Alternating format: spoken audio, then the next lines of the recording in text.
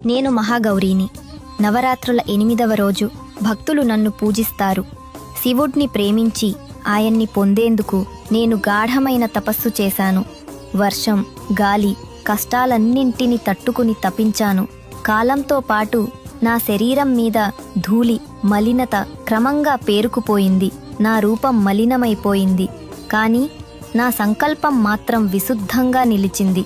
అప్పుడే బ్రహ్మదేవుడు ప్రత్యక్షమై ఇలా అన్నారు. పార్వతి, నీ తపస్సు పవిత్రమైనది. నీ రూపానికి మళ్లీ ప్రకాశము రావాలంటే మానసా సరోవరంలో స్నానం ఆచరించు. బ్రహ్మదేవుని మాటను అనుసరించి నేను మానసా సరోవరంలో స్నానము ఆచరించాను. ఆ పవిత్ర జలాల్లో నా మలినం కరిగిపోయింది.